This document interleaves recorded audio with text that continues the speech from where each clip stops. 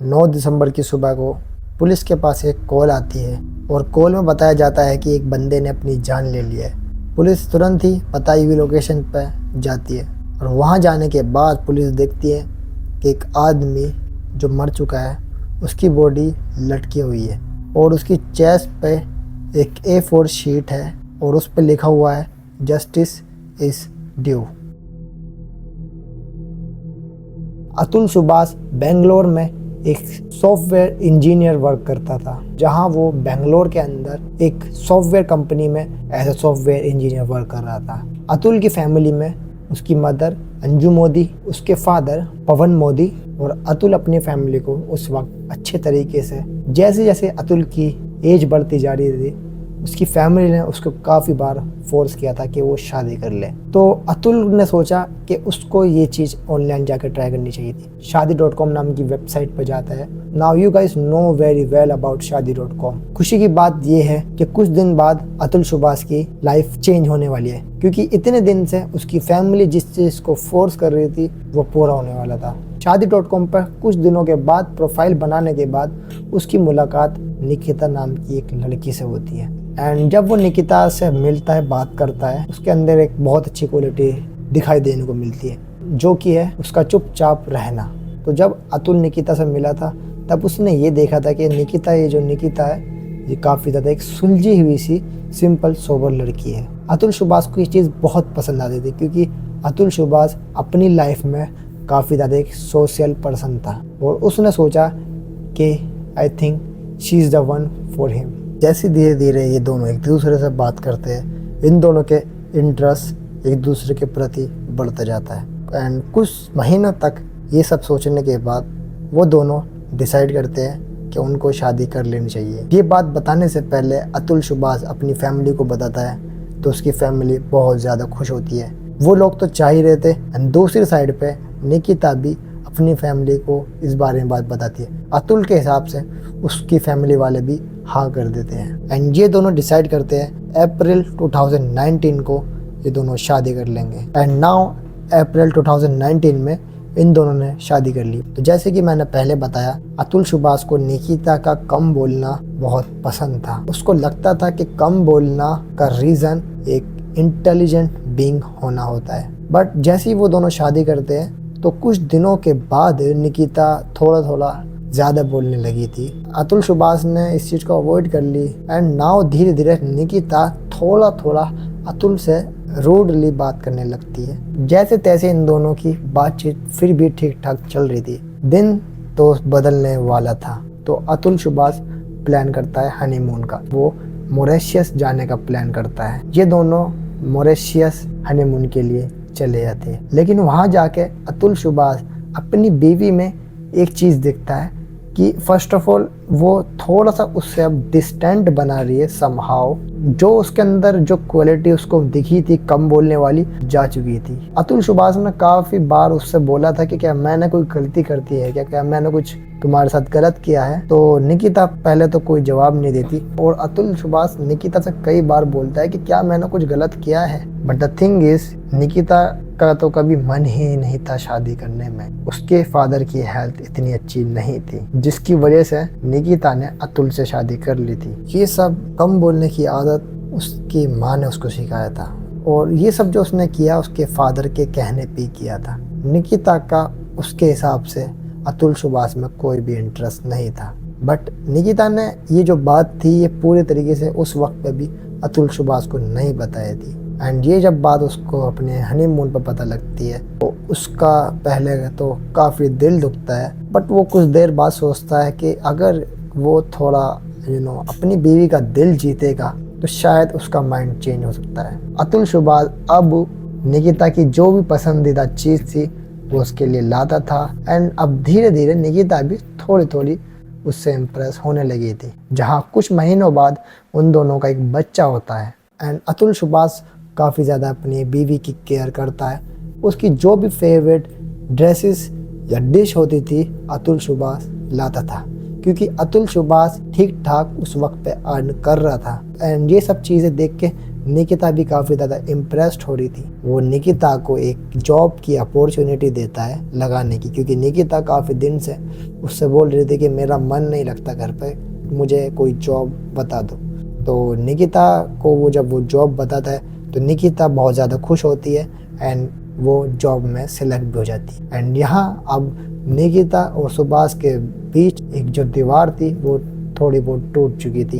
And now अब निकिता भी थोड़ा बहुत अतुल सुभाष से प्यार करने लगी थी। एंड कुछ ही वक्त बाद Nikita got pregnant. And Nikita pregnant थी तो वो सारे काम करता था, यहाँ तक कि इवन उसने अपनी मॉम थोड़ा बहुत निकिता के इनकरेज करने पर अतुल ने अपने घर पे एक मेड और एक कुक भी हायर कर लिया था। This is just because of Nikita.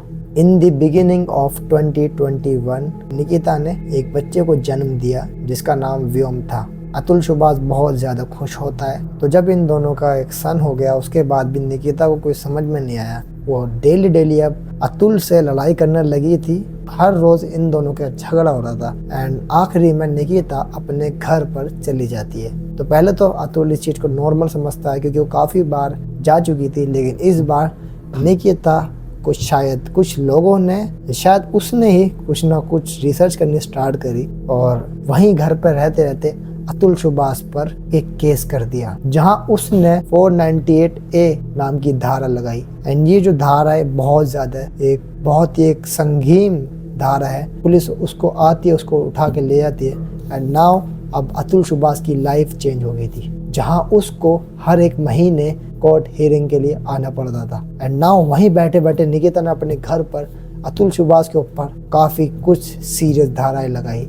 Rape, धमकी, डाउरी, ऐसे सीरियस धाराएं उसने लगवाए। और कुछ ही दिन बाद निकिता के फादर की डेथ हो जाती है। और अपने फादर की डेथ के बाद जहां निकिता को ये सब चीज़ें ख़त्म कर देनी चाहिए थी, इंस्टेड निकिता ने अपनी ये चीज़ को और ज़्यादा कर दिया। यहाँ तक कि अपने पिता की मौत के बाद ये सब रीज़न भी उसने अपने पति पर ही लगवा दिया। उसने ये कहा कि मौत के जिम्मेदार उसका पति है, क्योंकि उसके पति ने उसके पापा से 10 लाख रुपए मांगने की डिमांड की थी। और इतना कुछ होने के बाद भी अतुल ने हार नहीं मानी। वो इसी सोच में रहा कि उसे इंसाफ ज़रूर मिलेगा। जैसे तैसे वो अपना टाइम मैनेज करता था।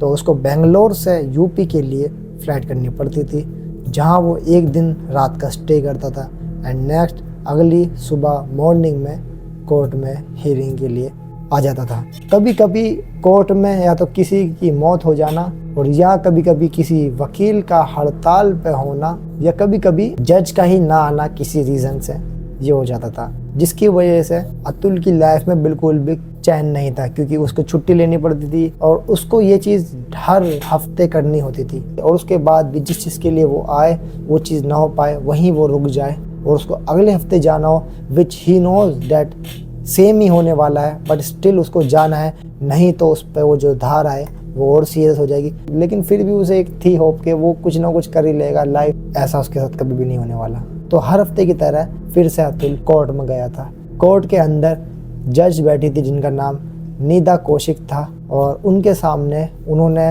उनसे हटकर ये बोला था कि इस केस से लड़ना इम्पॉसिबल है, अगर तुम चाहते हो लड़ो तो मुझे 3 लाख रुपए दो। तुम कैसे किसी सिस्टम पे यकीन करोगे कि जहां जज ही बोल रही है पैसे को। जब अतुल को जज ऑफर करती है कि तुम मुझे 3 लाख दो, अतुल ने मना कर दिया था क्योंकि उसको बिलीव था कि उसे इंसाफ ज़रूर मिलेगा।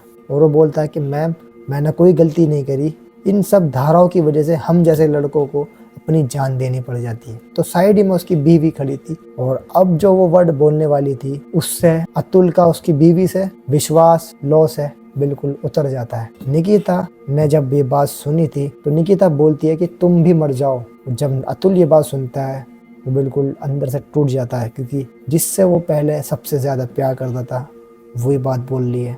एंड ये बात सुन के जो जज जिन्होंने पैसे डिमांड किए थे वो हंसने लगती है और वो निकिता से बोलती है कि तुम बाहर चली जाओ। जज का पैसे मांगना, फिर उसका हंस जाना और उसके बाद उसकी बीवी का ये सब बोलना और उसके बाद कोर्ट में कुछ भी ना हो पाना, ये सब को देख के अतुल सुबह से एक लूप में जहाँ फंस गया था। एंड उसने ये देखा कि इस सब चीज़ों की वजह से उसकी फैमिली में उसके भाई, उसकी मॉम, उसके फादर को भी परेशानी हो रही है और वो डिसाइड करता है कि वो अब सुसाइड कर लेगा।